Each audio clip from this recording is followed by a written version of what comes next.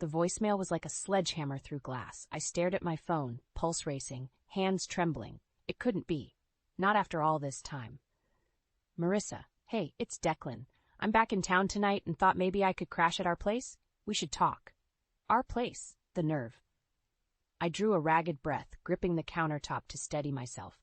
3 years of rebuilding my life alone, brick by painful brick. 3 years of providing for our daughter while he gallivanted to find himself.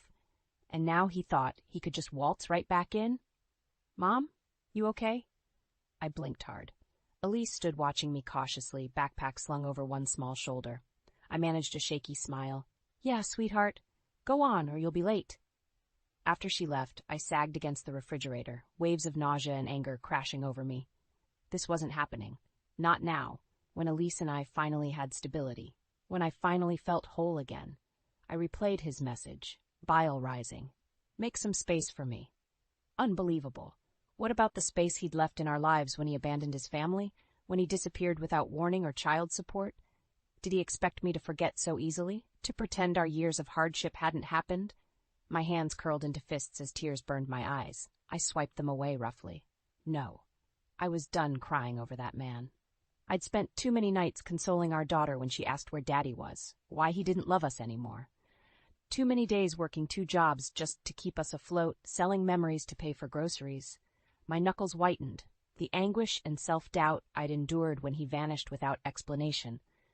It had nearly destroyed me. But Elise had needed me, so I'd carried on. Alone and exhausted, but carrying on nonetheless. And slowly, the wounds began to heal. The nights grew easier, my daughter's laughter more frequent. I gazed around my tidy kitchen, summoning the resolve that had held us together all this time. No, I would not let Declan unravel everything now. Not when we'd finally found stable ground. He gave up the right to be part of our lives long ago. I reached for the phone with quiet determination, deleted his message. Then I blocked his number. Whatever he wanted, neither Elise nor I owed him a moment more of our time or sanity. The past was done. I had a PTA meeting to plan for, parent conferences next week. A little girl who needed me focused and fully present. I straightened my shoulders, that familiar strength rooting into my bones once more. I slid the casserole into the oven, forehead creased in thought. Elise perched at the table coloring, ponytail bobbing as she hummed. Watching her, the familiar ache bloomed in my chest. She was the mirror image of Declan, those wide, dark eyes, the spray of freckles across her nose. Even her mannerisms echoed his, down to the way she chewed her lip when concentrating. My jaw tightened. He should be here sharing this scene, not off chasing self-serving dreams while his daughter grew up without a father. I'd spent endless hours listening to Elise wonder why Daddy didn't tuck her in at night or attend her school plays and piano recitals. Why he didn't want us anymore. When will Daddy visit? She'd asked endlessly those first bleak years, her small face etched with confusion. Doesn't he love me? And I could only gather her close, choking back angry tears as I whispered platitudes and smoothed her hair. Because how could I explain that her beloved father had thrown us aside without warning, that he'd left us drowning under a tidal wave of bills, our accounts bone dry? I still recalled removing her from ballet class in tears because the payments had become impossible. The shame and despair of those days haunted me. Yet despite it all, Elise's innocent faith in Declan persisted. Night after night, she'd gaze at the stars making fervent wishes for his return. My heart fractured a little more with each tiny prayer. And now here he was, waltzing back as if no time had passed, acting as if he deserved access to our lives. I gritted my teeth, fury and bitterness roiling through me. What gave him the right after all the unanswered calls and attorney's letters demanding child support, which he'd ignored completely? Did he comprehend even an ounce of the agony he'd put us through? Elise glanced up just then, grinning broadly as she held up her drawing. Look, Mommy, it's you and me, and Daddy. Do you think he'll come visit for Christmas? My stomach twisted at the hope glowing from her sweet face. Gathering my composure with effort, I managed a tense smile. We'll have to wait and see, love.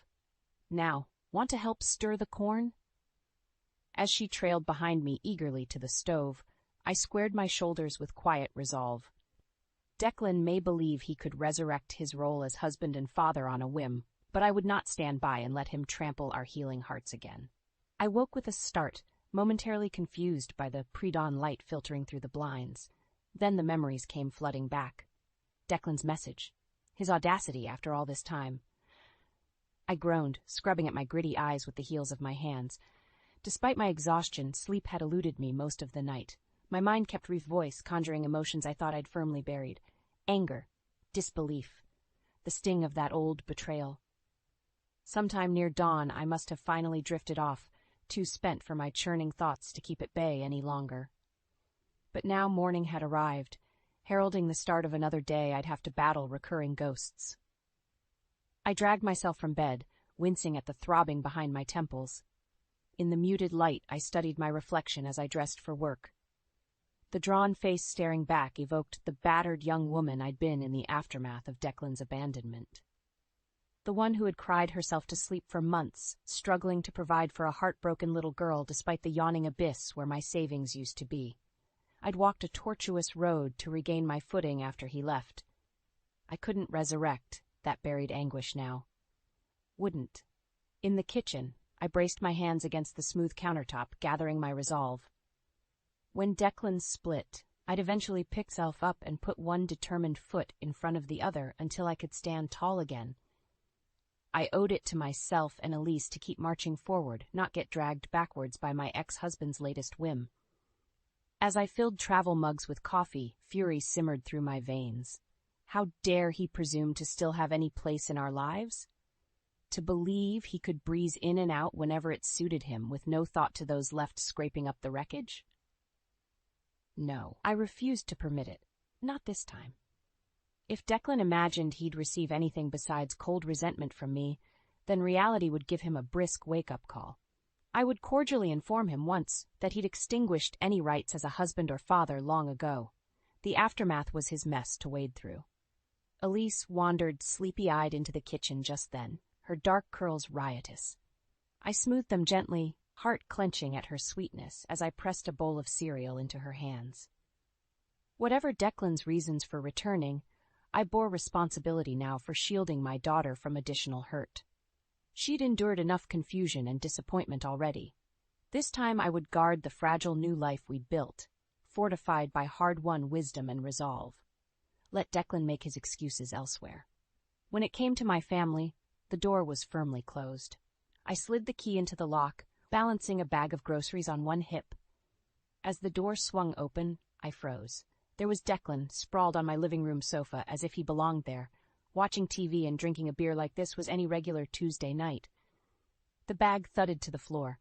Declan glanced over, irritation flashing across his face. "Hey, careful with the bruise. Get out," I hissed through gritted teeth.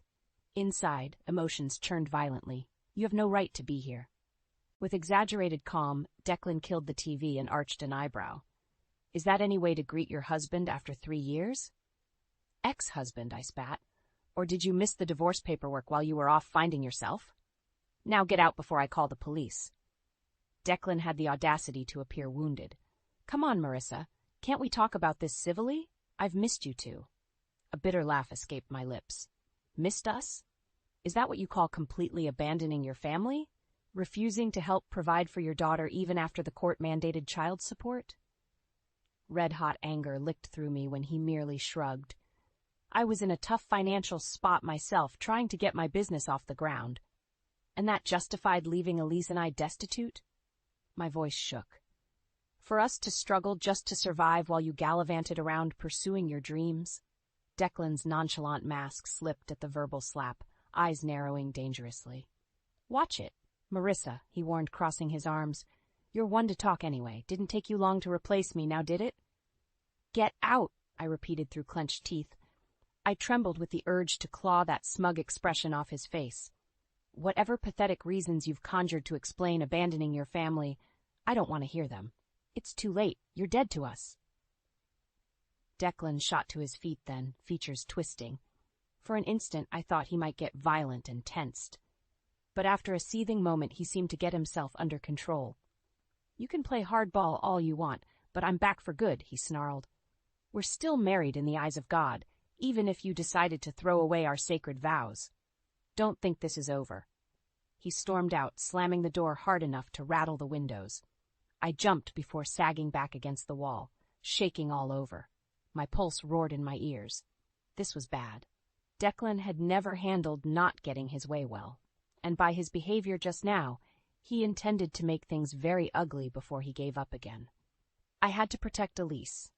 Bereft of immediate options, I could only slide to the floor in front of the bolted door, head in hands. The peaceful life I'd rebuilt from ashes was crumbling before my eyes. And this time, I feared Declan himself posed the greatest threat to my daughter's well-being. I ushered Elise into the apartment, scanning the rooms cautiously.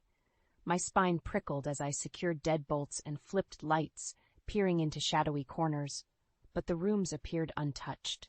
In the kitchen I checked the locks on the back door and windows, pulse thrumming. Declan still had a key, and his words keep echoing through my mind. We're still married in God's eyes. This isn't over. A noise made me whirl. Elise hovered at the fridge, features pinched. Mom, what's going on? Why are you acting so weird? It's nothing, sweetie. I attempted a reassuring smile that felt more like a grimace. A worried 8-year-old didn't need to know her father had basically threatened us. Not yet anyway. I started dinner preparations, jaw tight. Declan's reappearance had cracked open the fault lines I thought healed over. The security I'd rebuilt for Elise now threatened to crumble thanks to him barreling back in, all arrogant entitlement instead of remorse for his absence. After demolishing grilled cheese sandwiches, Elise wandered off to finish homework, subdued.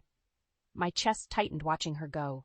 She'd already endured enough disappointment where her father was concerned. She deserved consistency and stability now, not Declan's melodrama and empty promises.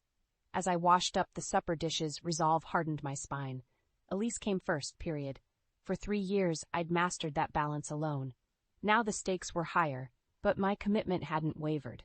I would fiercely protect the peaceful life we'd carved out, even if confronting Declan's toxicity was inevitable to secure our safety. Right on cue, an insistent knock rattled the front door. I squared my shoulders and stalked through the living room as fury kindled in my chest. Tonight, Declan would receive his final warning. Either stay away for good or force my hand against him legally to guarantee Elise's well-being. I wrenched open the door, angry words dying on my lips. Declan sagged against the doorframe, clutching a mostly empty bottle of Jack Daniels. Behind him, the front yard was strewn with our overturned trash cans, contents scattered across dead grass. My heart sank at the spiteful spectacle. His bloodshot gaze raked over me, features twisting into an ugly sneer. "Hey there, gorgeous," he slurred. "Gonna invite your husband in for a drink?" His cackling laughter raised the hair on my arms. Disgust and alarm warred through me at his deteriorated state. Declan had always been a mean drunk, but this went beyond rational behavior. Had his years away unraveled him completely? Over his hulking shoulder, I registered our elderly neighbor, Mrs. Tavers, peering wide-eyed from her cracked door down the hall. Heart in my throat, I blocked Declan's lurching entry with my shoulder. "You need to leave," I warned sharply. "Now, before I call the police." His hand shot out, shoving me hard. I stumbled backwards with a gasp as he bowled his way inside, bottle dangling from one fist. Mrs. Tavers hastily shut her door. Declan invaded my space, liquor fumes and unhinged fury burning from him. "Get Elise. We're going home." I retreated slowly toward the kitchen, pulse thundering. No way would I let this monster near my daughter tonight. The baseball bat still leaned just inside the pantry. If persuasion failed, I knew with sudden cool clarity I would use it without hesitation. "Get back," I warned, fingers wrapped tightly around the bat's handle. Declan blinked slowly, swaying, his lip curled when he registered the weapon. "Gonna take a swing at me, Riss? Didn't peg you as the violent type." I angled my chin defiantly. "I'll do what it takes to protect my daughter. Now leave." His mocking grin faded. Belligerence hardened his eyes. "I told you we're going home. As a family." He took a threatening step forward. Outrage spiked through me. "We stopped being a family when you abandoned us." Declan roared and hurled the Jack Daniels bottle. I ducked instinctively and it exploded against the wall, amber liquid raining down. "Don't you dare speak to me that way," he bellowed, spraying spittle. "Ungrateful after everything I did for you." He lunged then. I swung wildly with the bat, the hollow thwack of solid wood connecting with flesh and bone echoing through the chaotic room. Declan stumbled sideways with a garbled shout, crashing into the upended kitchen table. Chest heaving, I clutched the bat in trembling hands. Sick adrenaline flooded my system at having struck him. But the darkened glint in Declan's eyes as he dragged himself upright spurred only stark purpose: protect Elise at all costs. I darted into the hallway, intent on barricading us in my bedroom. But Elise stood frozen outside her room, features white with shock above the rumpled unicorn tee she still hadn't outgrown. Behind me, Declan roared incoherently. "Get back inside," I urged her desperately. She remained rooted in place, tears rising. "Why is Daddy so angry? Why did you hit him?" Her small voice quavered with confusion and fear. I grabbed her shoulders, my own vision blurring fast. "Oh, baby, I'm sorry. Daddy isn't well right now. I had to get her to safety. Everything will be all right, but you need to." Enraged bellowing shredded the rest of my plea. Elise's eyes rounded in dismay a split second before I felt myself airborne. We crashed excruciatingly into the linen closet doors.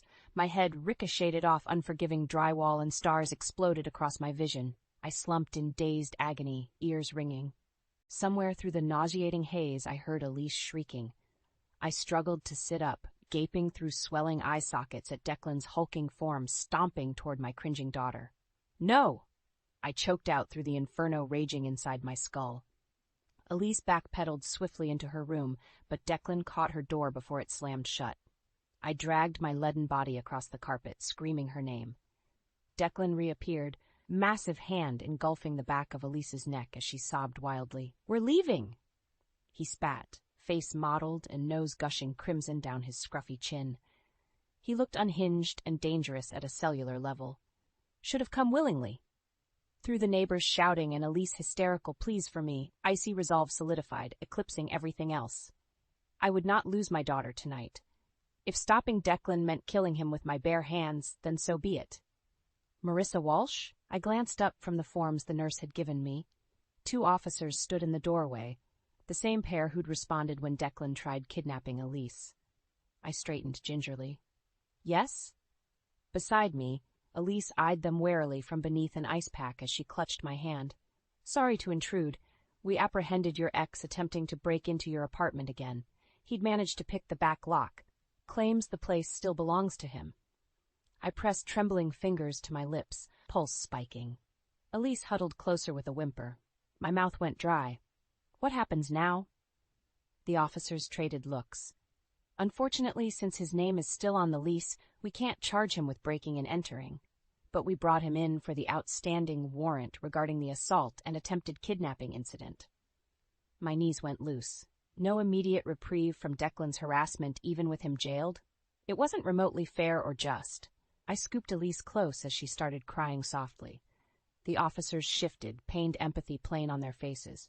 "We know it's not ideal," the younger one offered quietly, "but our hands are tied legally from keeping him away for good, unless—" His gaze cut to Elise's battered face and anger flashed across his youthful features. "Look, the judge set Declan's bail prohibitively high, and we notified CPS about your daughter's condition, plus the previous child support non-compliance." He hesitated. "I probably shouldn't say this, but we also conducted a thorough search of that apartment after arresting your ex. Let's just state that he won't be making bail anytime soon." A violent tremor ripped through me. Whatever contraband they'd uncovered didn't matter. Only guaranteeing Elise's safety from this monster counted now. I focused dully on the officers' solemn faces. "What should we do? Declan made threats about coming after us again. Can you stop him?" Their grave expressions reflected what I already knew deep down, that the legal system could only constrain someone like my ex-husband for so long. Sooner or later he'd charm his way free again, and next time he might successfully spirit Elise away forever. A bone-deep wariness engulfed me. I'd devoted years to painstakingly rebuilding security for my daughter after Declan's shattering betrayal. Now, despite police intervention and restraining orders, his abuse and manipulation still dominated our lives from behind bars. I tuned back in as the officers offered platitudes about changing the locks and extra patrols near our apartment until Declan's case went to trial. My fingers curled protectively through Elise's baby-fine hair, worthless stopgaps when dealing with a narcissist like my ex. As they left, I kissed Elise's damp cheek, voice unwavering. This ends now, baby girl. Let's go pack. I won't risk him finding us again. Leaving everything familiar behind meant nothing if it secured her safety. I would burn cities to ash first before letting Declan destroy Elise's life further. 6 months later. Name? I met the bored gaze of the station guard evenly. Marissa Walsh, and my daughter Elise. A flicker of interest crossed the woman's face. Message received. She remembered the high-profile case. Sign here. I'll buzz you in. Elise shifted nervously, confusion and curiosity playing across her delicate features beneath summer freckles as we were escorted inside. I gave her a gentle, reassuring squeeze. My heels clicked decisively across the grimy tile, syncing with the thunderous cadence of my pulse. Anticipation and simmering rage kindled with every step nearer to the secure visitation room. Declan's sentencing was today on multiple charges, from kidnapping to possession with intent to distribute. The fastidious search of our old apartment had unveiled a cornucopia of illicit substances and dealings. The officers who'd tipped me off about the contraband discoveries had advised us not to attend the trial given the volatility. But I needed closure. Elise, too, though she didn't fully understand that yet. I'd shielded her these months from Declan's continued threats and maneuverings. Instead, I'd channeled frantic energy into moving us cross-country, into my brother's guest room back east while I slowly rebuilt stability again.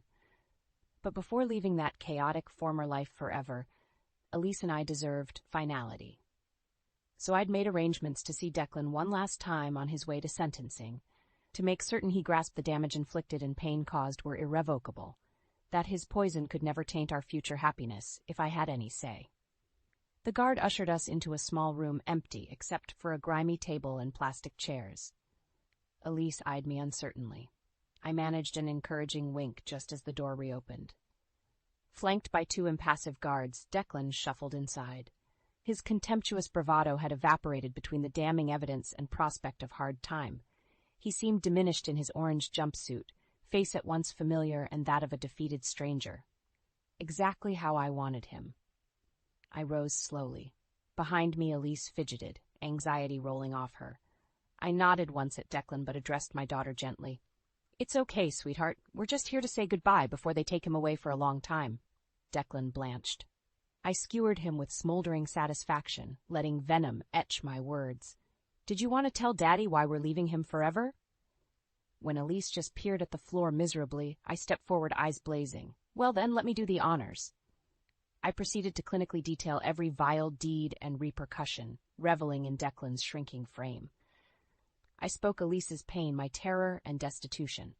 By the end, Declan appeared utterly extinguished. I leaned in, breath hot on his pallid cheek. She's free of you, they both are. I kissed Elise's hair, breathing in her goodness and light, before spinning sharply away. Behind me, Declan sputtered useless protests, truly a master of nothing any longer. I strode into sunshine without a backwards glance, Elise's small hand tucked firmly inside mine.